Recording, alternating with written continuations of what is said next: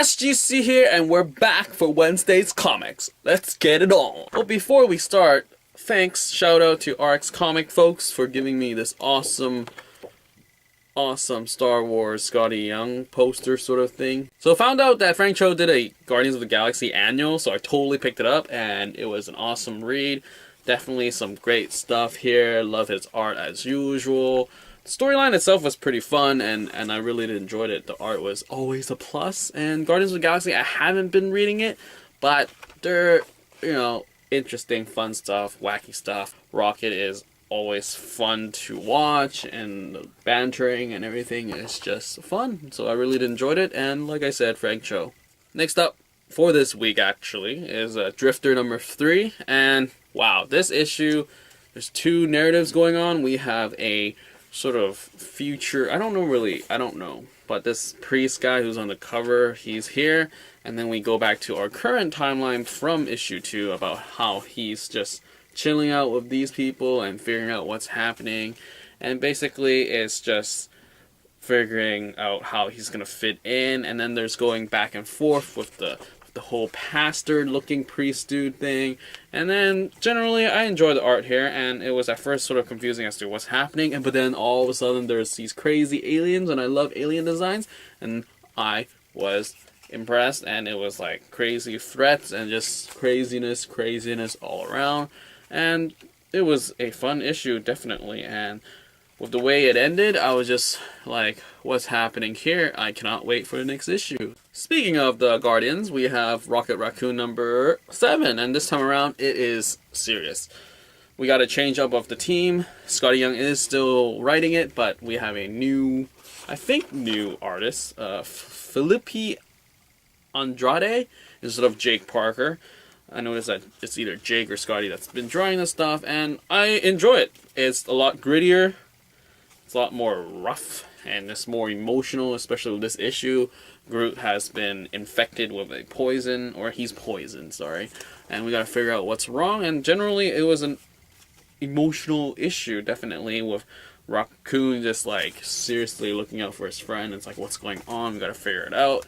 And definitely cannot wait for the next issue, because it looks like it's gonna be a heck of an issue. And I do wonder if Skottie Young's gonna come back to draw, because what is shown here is pretty intense, because I mean it's like the narrative towards that is exciting, and I just cannot wait for the next issue. Like I always say, like, this is good stuff when I say I can't wait for the next issue. Next up is Rumble issue 2, more action, crazy action. Really loving the art here, and the coloring is just awesome. Some monsters designs are awesome. Definitely this book, it has to be like bought out like tons. Dave Stewart's colors are great, and Harren's art is great. The story is intriguing. So many things are happening. A lot of contrast between like the seriousness of the demon folks and the human folks, so I really enjoy it, and it's action packed. The art is just nice, like I keep saying. Story's intriguing. What else is there to say? It's just really fun read, and I cannot wait for more. And definitely a great new series from Image. And yeah. Next up, Amazing Spider-Man number 13, sorry. Now this is SpiderVerse Part 5, and it's going. Things are happening. People are dying left and right. A lot of intriguing Spider-Verses here and stuff, and we have more fighting going on. So the fighting is kind of like really boring, really, I would say. So it's not like compared to Rumble. This is just like, here's a lot of talking heads, and they sort of move around, but not really. So it's sort of disappointing in terms of all the action. It's kind of intense, but it's just like, doesn't have the style. I don't know if it's like the actual style. I like the art, but it just feels like it's more of a snapshot of what's happening rather than it look like it's actually in movement. And also, it tells you to read Spider something team up Scarlet Spiders, and it also reads Spider-Woman and Spider-Verse.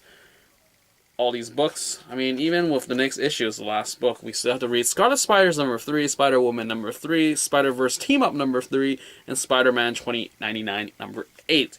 So it's just kind of a bummer that I can't just get an entire story here, but I mean, I don't know. It's just a bummer.